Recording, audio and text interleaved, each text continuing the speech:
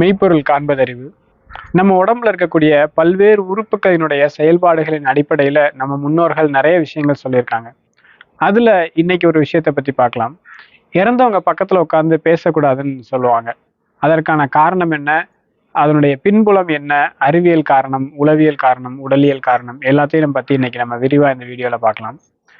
இந்த உடம்புல இருக்கக்கூடிய பல்வேறு உறுப்புகள் நிறைய விதமான வேலைகளை செஞ்சுக்கிட்டு இருக்கு.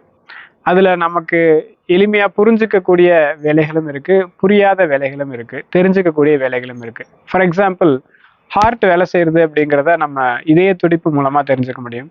நுரையீரல் வேலை செய்யுது அப்படிங்கிறத நம்ம மூச்சு காத்து மூலமா, வயிறு பசிக்குது, குடல் தன்னுடைய வேலைகளை செய்து கழிவுகளை வெளியேற்றுது, ஜீரண மண்டலத்துக்கு உதவி செய்யுது. இதை வச்சு நம்ம இந்த உறுப்புகள் செயல்படுதுன்னு தெரிஞ்சுக்கிறோம். நம்மளை அறியாமலேயே பல உறுப்புகள் பலவிதமான வேலைகளை செஞ்சுக்கிட்டு இருக்கு. அதுல ஒரு உறுப்பு சிறுநீரகம். இந்த சிறுநீரகத்தை பத்தி இன்னைக்கு நம்ம முழுமையா பார்க்கலாம். இந்த சிறுநீரகத்துக்கும் இறந்தவங்க பக்கத்துல உட்காந்து பேசக்கூடாது அப்படின்னு சொல்லக்கூடிய கான்செப்டுக்கும் ஒரு நெருங்கிய தொடர்பு இருக்கு.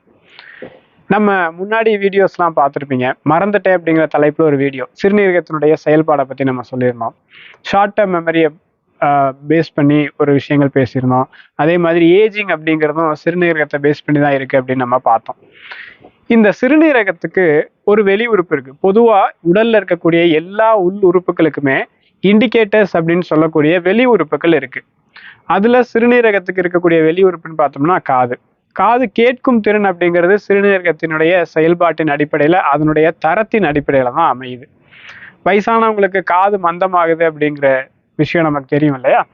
இந்த ageing reflects on hearing capacity. இதுதான் இந்த வயதானதுக்கு காது மந்தத்துக்குமான தொடர்பு. இந்த சிறுநீரகத்தினுடைய ஒரு முக்கியமான பணி இருக்கு. என்னன்னு கேட்டோம்னால், இந்த உடம்புக்குள்ள உயிரை உருவாக்குதலும் சிறுநீரகம் தான், அதை பேணி பாதுகாப்பதும் சிறுநீரகம் தான். இந்த நம்ம உடம்புல செயல்பட்டுக்கிட்டு இருக்க எந்த உறுப்பாக இருந்தாலும் அதனுடைய செயல்பாடு நின்று விட்டது என்றால் மரணம் நிச்சயம். சரி, இப்ப எனக்கு ஹார்ட்ல ஒரு பிரச்சனை வந்துச்சு, ஹார்ட் தன்னுடைய செயல்பாட்டை நிப்பாட்டிக்கிச்சு, நான் இறந்துட்டேன். அதுக்கப்புறம் இந்த சிறுநீரகம் என்ன பண்ணும் அப்படின்னு கேட்டால், ஹார்ட்டுக்கு சக்தியை கொடுத்து எப்படியாவது செயல்படுத்தலான்னு முயற்சி பண்ணும். சரி, சக்தியை கொடுத்து அப்படிங்கும் பொழுது என்ன மாதிரியான சக்தியை கொடுக்கும் அப்படிங்கிறது நமக்கு ஒரு கேள்வி வரும்.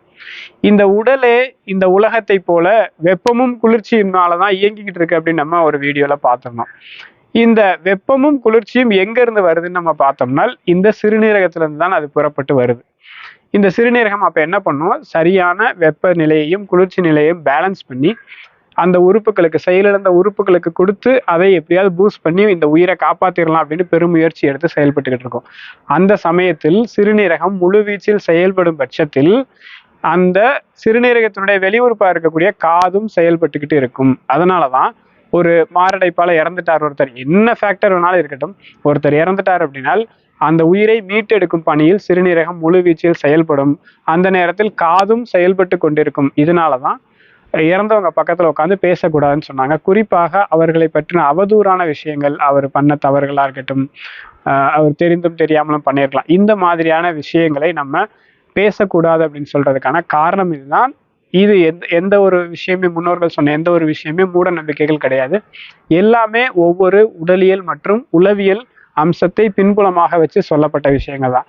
இதை போல உடலியல் மற்றும் உளவியல் சார்ந்த விஷயங்கள் தெரிஞ்சுக்கணும் அப்படின்னு மேலும் விருப்பப்படுறவங்க நம்மளுடைய உடலியல் மற்றும் உளவியல் அப்படிங்கிற பிரத்யேக ஆன்லைன் வகுப்பு நடத்திட்டு இருக்கோம். அதை பற்றின விவரங்கள் நான் டிஸ்கிரிப்ஷன்ல கொடுக்குறேன். அந்த கிளாஸ்ல ஜாயின் பண்ணி நீங்க பயன்பெறலாம். மேலும் இது போன்ற நல்ல விஷயங்கள், என்ன நம்ம தெரிஞ்சுக்கக்கூடிய முக்கியமான விஷயங்கள் ஏதாவது இருக்கு, உங்களுக்கு ஏதாவது சந்தேகங்கள் இருக்கு அப்படின்னா கமெண்ட்ல சொல்லுங்க. அதை பற்றின வீடியோஸ் வேணுங்கிறவங்க நீங்க கொடுக்கலாம். அதே போல இதை பற்றின தொடர்ந்து விஷயங்கள், இதை மாதிரியான பயனுள்ள தகவல்கள் வேணும்னு நினைக்கிறவங்க நம்ம சேனலை சப்ஸ்கிரைப் பண்ணுங்க. நன்றி.